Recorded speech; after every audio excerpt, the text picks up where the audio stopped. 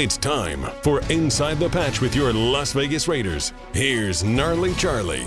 And there is still another weapon acquired in a trade with Houston. The young man from Oklahoma, number 33, Kenny King. So Oakland, as always, is a dangerous, challenging team. Oakland has a new face in their backfield this season. He's Kenny King, number 33, acquired from the Oilers in the Jack Tatum trade. Against the Chargers, the Bay Area's new kid on the block ran for nearly 140 yards and 2 touchdowns. Here's Gnarley Charley. Welcome back to Inside the Patch, and like I promised, we've got number 33 from your Oakland Raiders. But we do want to thank our sponsors first, Fresno Rack and Shelving, nice rack, and Porta Sub celebrating their 50th anniversary, and they're still slicing. If you'd like to donate to Valley Children's Hospital, text the word Gnarley, Gnarley, to 51555. I grew up loving this guy. When Super Bowl 15 happened, a key person to winning it. Ladies and gentlemen, the legendary Mr. Kenny King. What's up, Kenny? I'm good. How are you? I'm really excited. I'm excited that we got all our losing behind us now, and the Raiders are going forward. We're gonna just tear it up now. It's better to lose it at the beginning of the season, so that we can have that rush and win the whole thing. So that's where I'm at.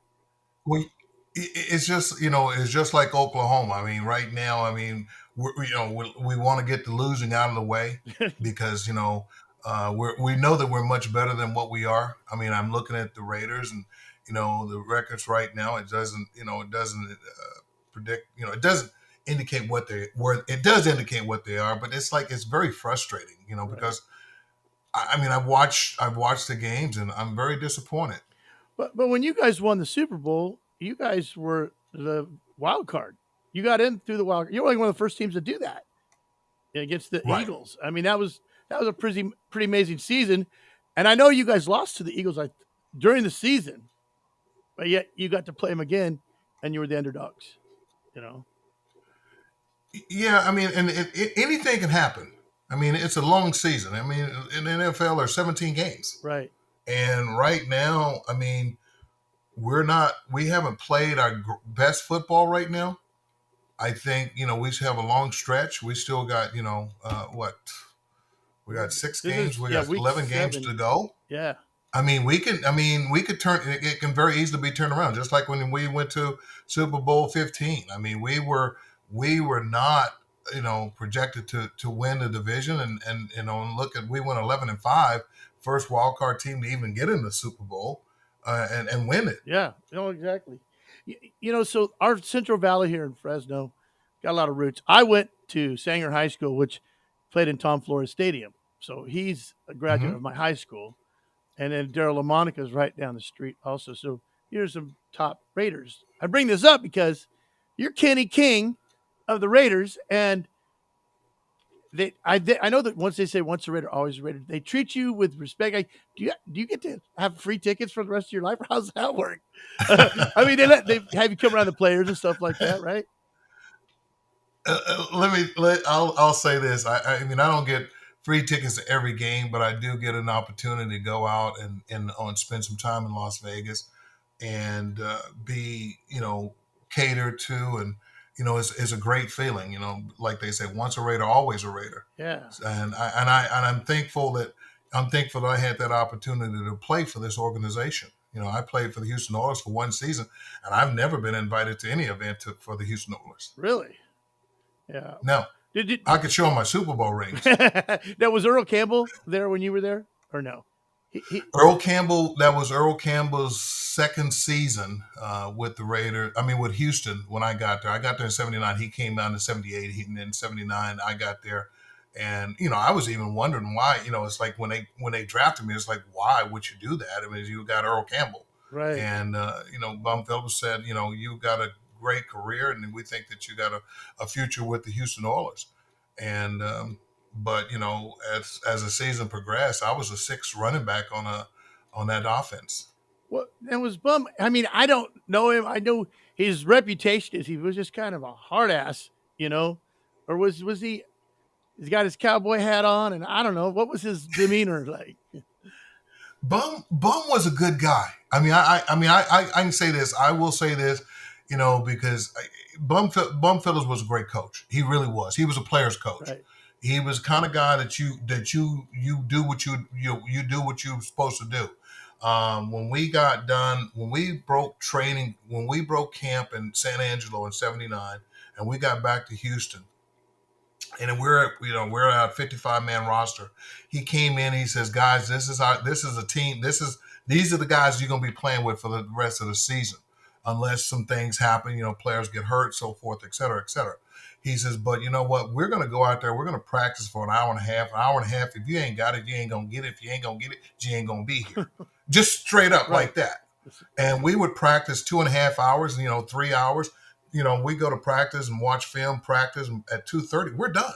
We're done for the rest of the day. Yeah. And the practices weren't hard. They were very regimented, but it was a good, strong, hard practice that gets you and then make you want to play on Sunday. That's all. And then you go to the Raiders, and it was a Jack Tatum trade, is what I remember, right?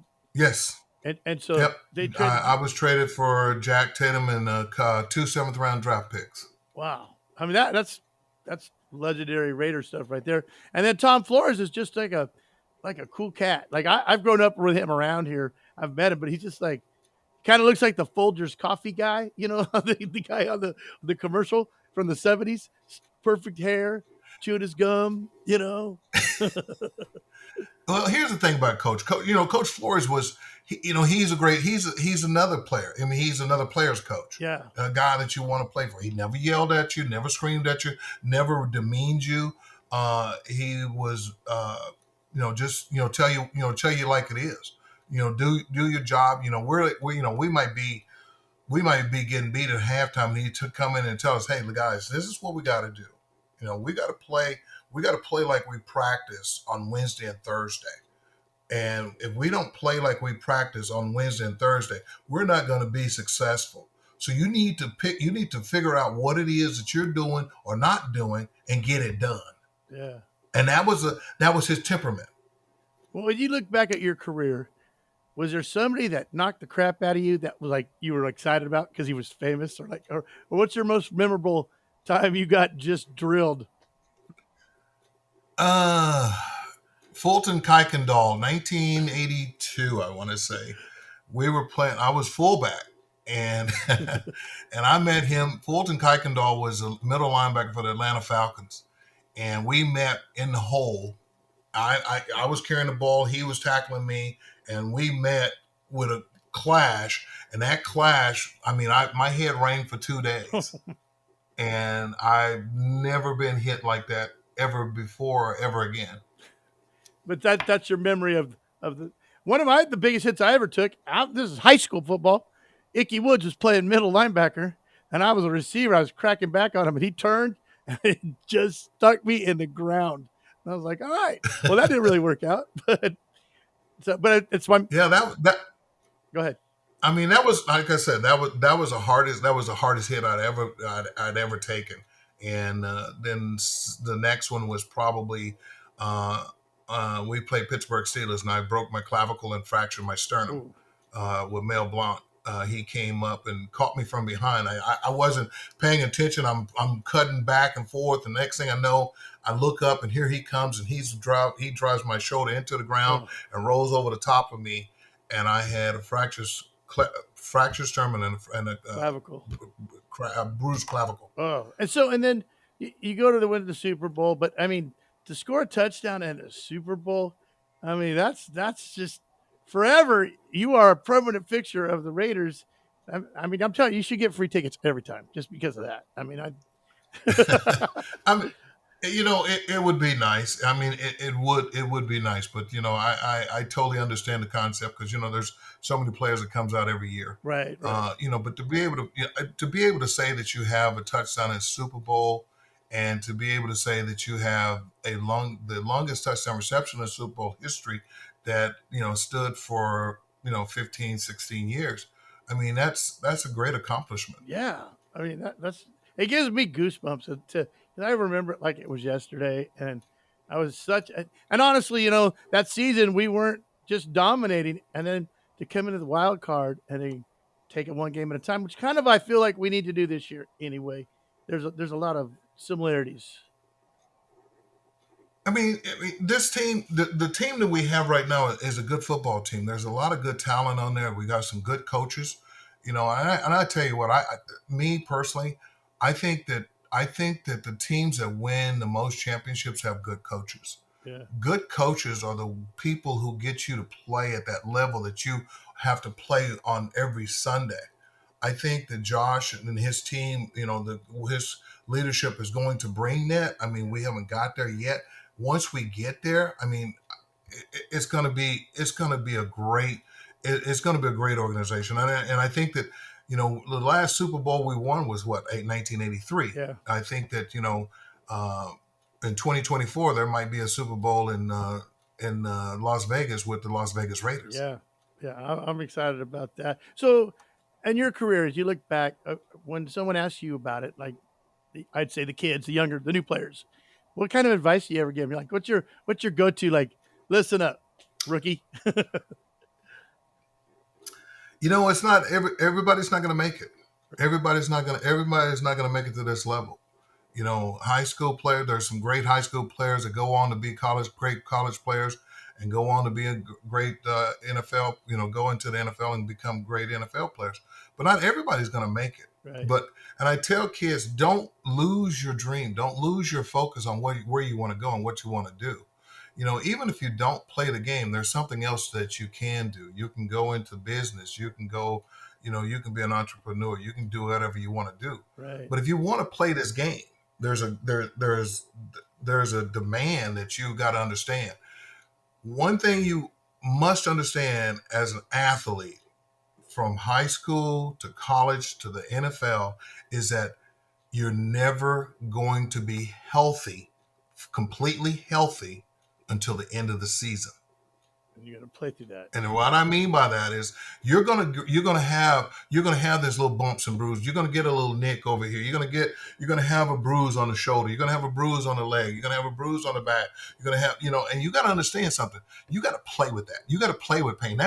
Pain is not going to determine. It's going to determine whether or not you can or cannot make this game. Right. And if you can't play with that. And if you can't put that in the back of your head until the season is over, you're never going to be successful. And that's what, and a lot of kids don't understand that. They don't understand, it's like, oh, I got a sprained ankle. You know what? That sprained ankle is, rub some dirt on it and let's do what we got to do. Yeah. That's what you had. That's what it takes. And it's what it takes. It's not going to be, it's not like you're going to just go out there and be a superstar. You're going to have to go out there. You're going to have to go out there and do, you're going to have to play with that pain. Right. I look back and I think about something. I was thinking about it today, and I was thinking about, I was looking through YouTube and I saw a picture of Mr. Davis, and when it was about him firing, what's his name from the Raiders on a Excel spreadsheet, Lane Kiffin. Okay, yeah. And just seeing Mr. Davis made me think of a lot of things. It made me think of one story that he told me. Well, not a story. Something he used to tell me all the time. He says, "Son, you got greatness in you, but you gotta get it. You gotta bring it out. Until you bring it out, you're never gonna be great." Right. And, it's like, and unfortunately for me, I didn't get it out fast enough. And then we drafted Marcus Allen, who's a Hall of Famer. And I got, I got relished to fullback. But, if I realized what potential that I actually had and worked a little bit harder at my craft, mm-hmm. and stayed healthy, I could have been, one of those guys that, sitting there with the golden jacket, but I didn't have that vision. I didn't have that insight. Well, but Mr. Davis did. In my life, I always do phone numbers when I used to have to remember phone numbers. I learned if I get a 33, it's always Kenny King. I'll be like, oh, it's Kenny King, Howie Long. That's how I remember numbers. and you're still my 33. You always will be. And I'm excited that you're here today. But I do want to know, how do you feel about Josh Jacobs and where are we at with him? I think Josh Jacobs is a great running back. I think this kid has the talent. He's got the talent that, they're looking for. He's proven that he can do this job. He's proven that he's a Raider running back. He played great ball 2 weeks ago. I'm very happy. I'm very proud of him, of what he's doing and what he's accomplished. And I think he's got a future in the National Football League. I hope we get to keep him. I really think, it's a business, like you said, and you never know. But I just want to keep him. I just think he's great. And I get sick of getting rid of our Khalil Max and stuff. Like, come on, can't we keep him? Well, here's the thing. I mean, those things happen. I mean, we got rid of Khalil Mack. We got rid of Amari Cooper. We got rid of a couple of guys that could have been very instrumental to us now after the fact. But, that's something that happens. Now what we have to do is we have to go back to the drawing board and we have to build around what we got. You got Carr. Carr's a good quarterback. Yep. Carr's not a great quarterback yet. Carr's got 200 touchdowns and so forth. But Carr I need Derek to get some championships. That's where I need to see Derek. I think that he's got the capability. He's got the talent to do it. It's just a matter of getting it done. Yeah. And I think that, with the leadership of Josh McDaniels, who has won how many Super Bowls, world championships, who can bring that to Derek and get him, get them to build around him. And, with Devontae, and then you got Renfro, and you got Waller, and you got the talent. Right. Only thing is, our offensive line, they're not bad. They're not great, but they're not bad either. Right. It's just, we're 1 or 2 players away from where we really need to be and to be successful.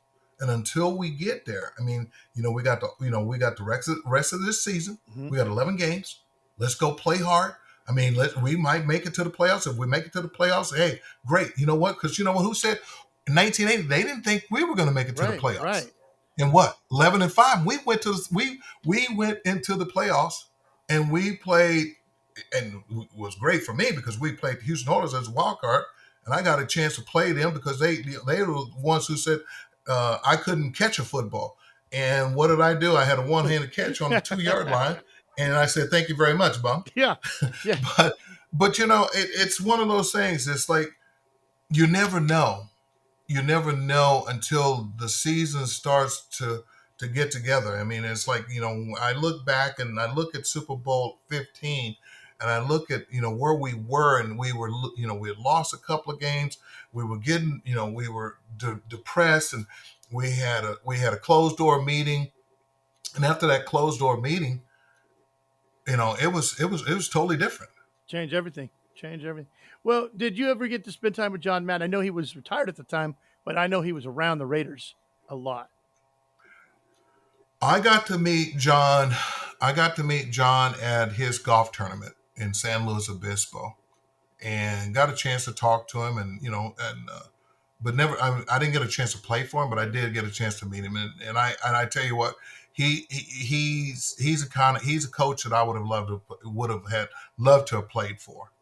Well, man, Kenny, I appreciate you coming on the show. Michael Jackson is the king of pop, and of course Elvis is the king of rock and roll. But you are the king of the Raiders, as far as I'm concerned, Mr. Kenny. Well, thank you, sir. And I love it. Thank you so much for being on the show, brother. Thank you. This is Kenny King. You're listening to Gnarley Charley. Go Raiders. We'll be back with more Inside the Patch on 1430 ESPN, your official home of the Las Vegas Raiders.